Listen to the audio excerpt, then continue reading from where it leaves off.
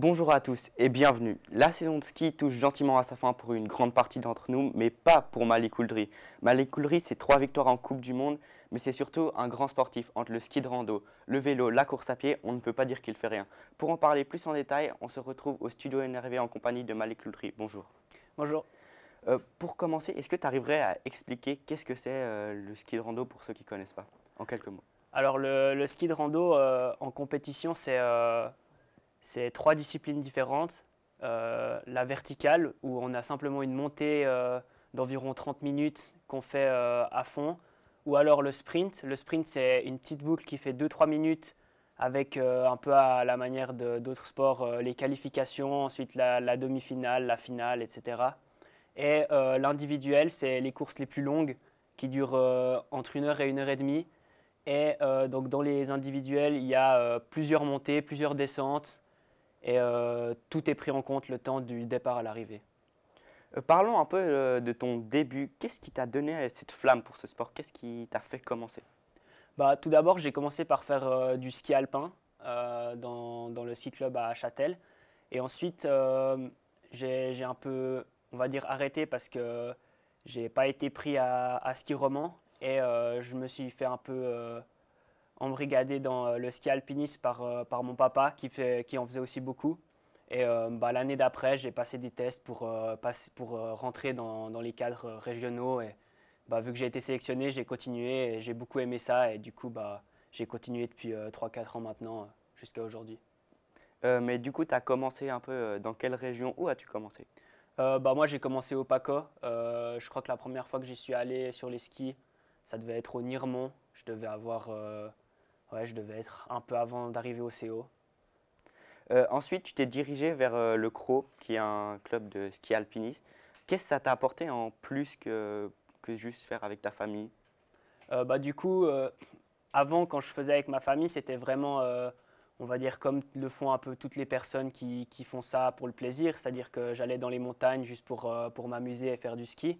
Mais ensuite, une fois que je suis rentré dans le CRO, bah, c'est là que j'ai commencé à vraiment m'entraîner, on va dire, pour faire des bonnes performances sur les courses. Et du coup, bah, c'est là que j'ai commencé à participer aux Coupes suisses, aux courses nationales, et c'est ça qui m'a permis de progresser jusqu'à aujourd'hui. On voit tous tes succès, mais derrière ça, il y a bien sûr l'entraînement. Combien de fois par semaine tu t'entraînes à peu près? Alors disons que ça dépend un peu entre l'été et l'hiver. L'été, je fais un peu plus souvent parce que j'ai les vacances du coup, bah, comme vous, pendant 2 mois. Mais globalement, je fais environ 7 entraînements par semaine, un par jour plus ou moins, et une moyenne de ouais, environ 14, 15 heures, 14 heures par semaine en moyenne sur l'année.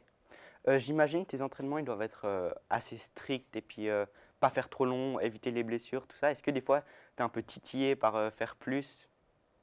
Ouais, alors ça m'arrive souvent. C'est vrai que normalement, enfin mon entraîneur, il me met des entraînements qui ont une durée spécifique, mais c'est assez rare que je fasse seulement la durée qui me demande de faire parce que bah, j'adore ça et du coup, souvent ça m'arrive que je me perde un peu dans les montagnes et que je finisse par faire 30 minutes ou 1 heure de plus, malheureusement.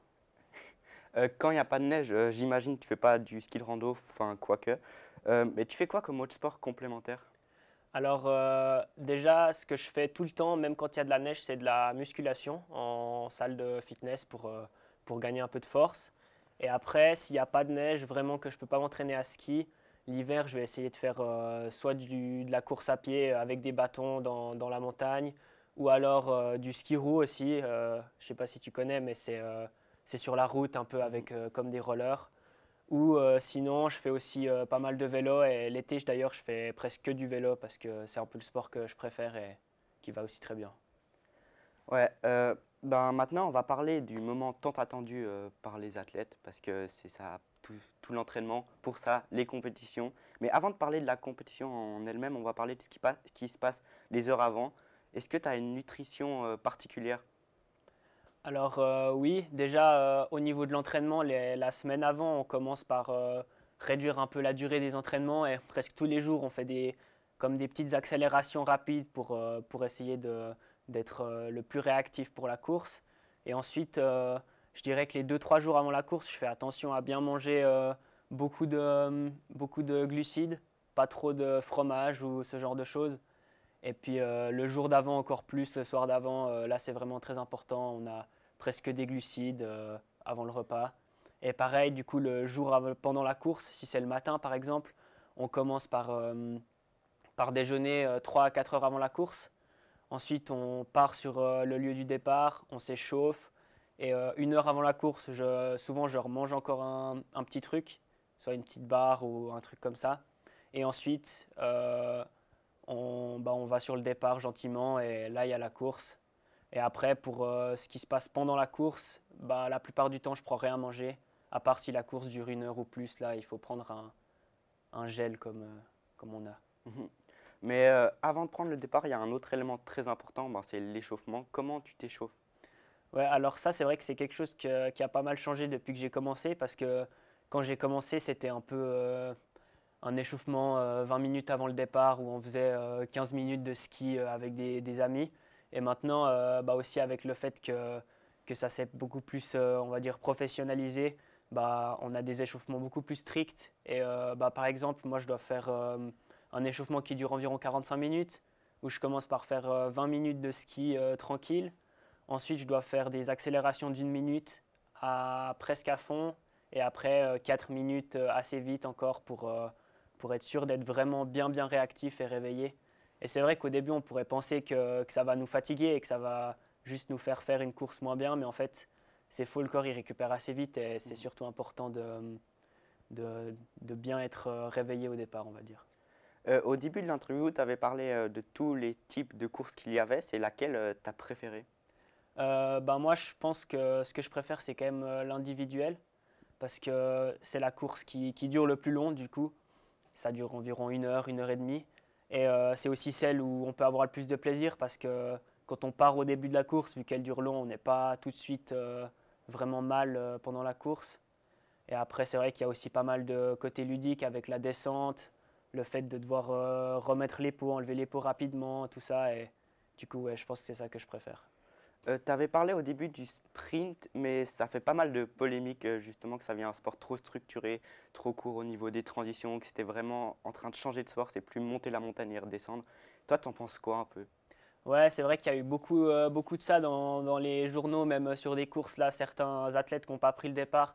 C'est c'est vrai que c'est un peu problématique. Je pense que c'est une année comme ça parce que l'année prochaine, il y a les Jeux Olympiques et qu'aux Jeux Olympiques, il n'y aura que le sprint et le relais mixte.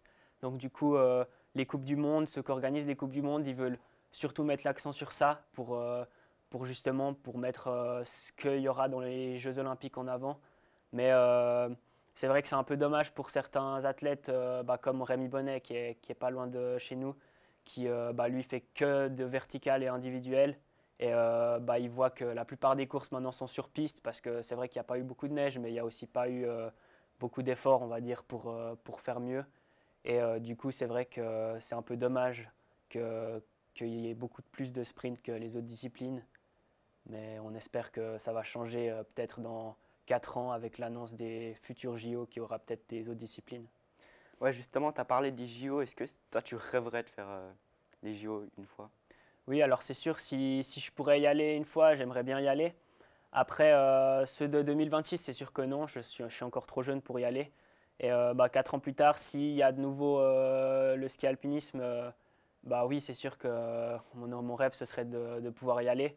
Après, ce serait bien qu'ils mettent d'autres disciplines parce que j'aimerais pas aller aux Jeux Olympiques pour faire quelque chose que j'aime pas. Donc, même si j'aime le sprint aussi, mais quand même un peu moins que le reste, c'est vrai que d'aller faire tout un événement sur les Jeux Olympiques pour faire juste un sprint, ce serait un peu dommage.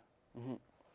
Tu fais plein de courses et tout ça, mais est-ce qu'il y en a une que tu n'as pas encore fait et que tu rêverais vraiment de faire?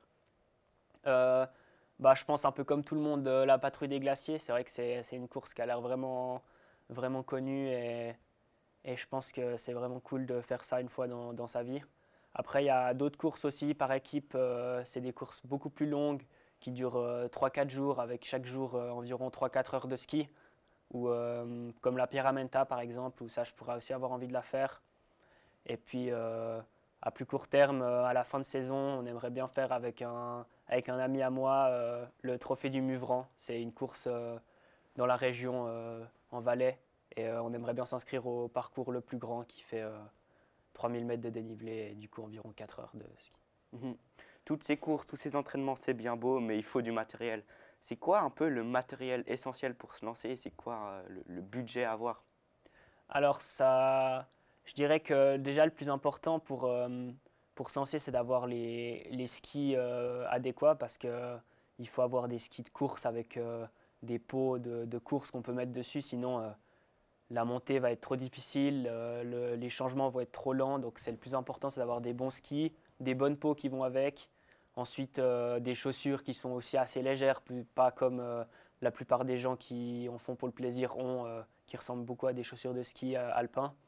Et puis après, pour le reste, c'est un peu accessoire, mais ça permet quand même d'améliorer la performance. Des bâtons, par exemple des bâtons en carbone, euh, ouais, des bâtons en carbone. Après les skis, il faut aussi trouver les plus légers, des fixations aussi qui sont légères et Mhm. tout pour optimiser le poids au maximum. Ouais. Ouais, tu as parlé de tout ce matériel, mais est-ce que toi, tu as des sponsors pour adoucir un peu les factures? Ouais, alors moi pour l'instant, j'ai pas vraiment de sponsor financier, mais j'ai pas mal de sponsors qui me permettent de recevoir du matériel. Bah, j'ai les skis que je reçois par Movement, la marque. Ensuite, j'ai aussi des bâtons qui sont presque entièrement couverts par Leki. Et pour le reste du matériel, on a des accords avec l'équipe suisse pour avoir justement pas besoin de payer les fixations, les chaussures, les lunettes aussi. Donc au final, il me reste pas grand-chose à payer à part les gants et Mhm. une partie des bâtons si on veut. Mais du coup, comment ça se passe pour mettre en place un contrat? C'est toi qui vas vers eux, c'est eux qui viennent vers toi? Je pense que ça peut se faire dans les deux sens. Après, ça dépend tout de à quel point tu es connu ou pas.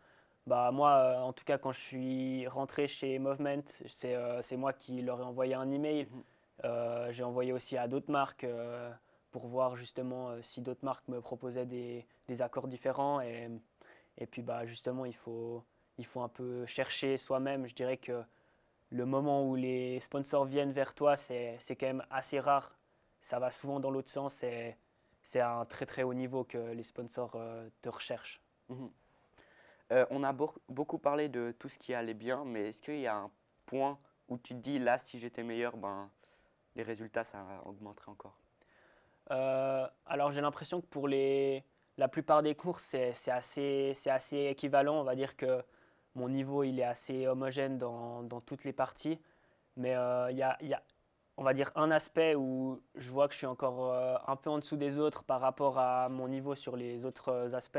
C'est l'explosivité au départ, surtout sur les sprints, où je sais que si j'arrive à aller jusqu'en finale en sprint, par exemple, je sais que au départ du sprint, je serai de toute façon dernier Mhm. parce que je ne suis pas assez explosif. Après, c'est beaucoup de génétique, donc c'est aussi compliqué de travailler là-dessus, mais c'est vrai que c'est quelque chose que je pourrais améliorer si le sprint était mon objectif principal. Mais du coup, je pense que tu as aussi des points forts, c'est lesquels? Alors moi, je pense que mon plus gros point fort, c'est bah, les montées, on va dire. Bah, je suis assez grand, pas trop lourd, et du coup, j'arrive à aller assez vite dans les montées. J'ai une bonne endurance, donc ça me permet de maintenir un bon rythme sur toutes les courses qui sont assez longues.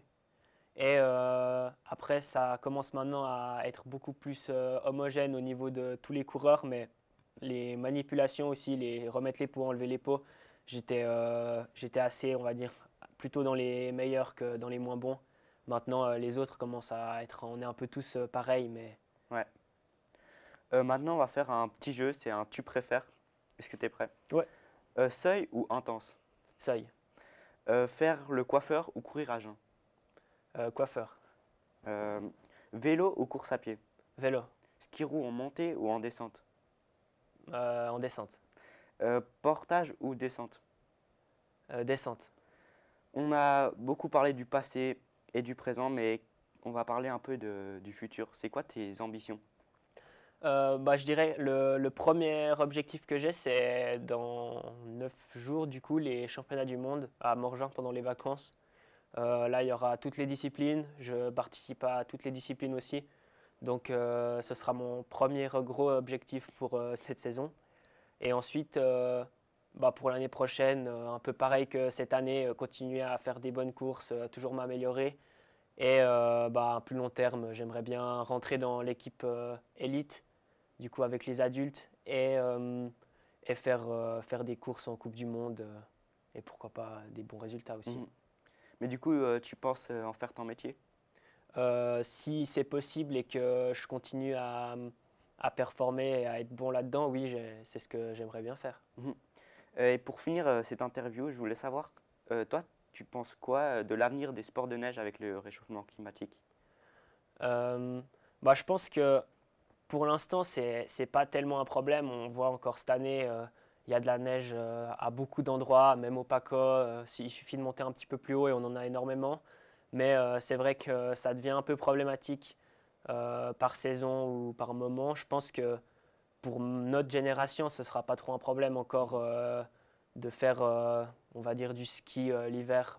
Mais c'est vrai que peut-être pour nos enfants ou nos arrière-petits-enfants, ce sera peut-être plus compliqué de trouver des bonnes conditions et il faudra monter de plus en plus haut et peut-être que là, il y aura un souci pour organiser des événements. Mhm. Ben, en tout cas, merci pour cette interview. On voit que tu as déjà réalisé plein de choses, mais qu'il te reste encore beaucoup de choses. Ben, bonne fin de saison.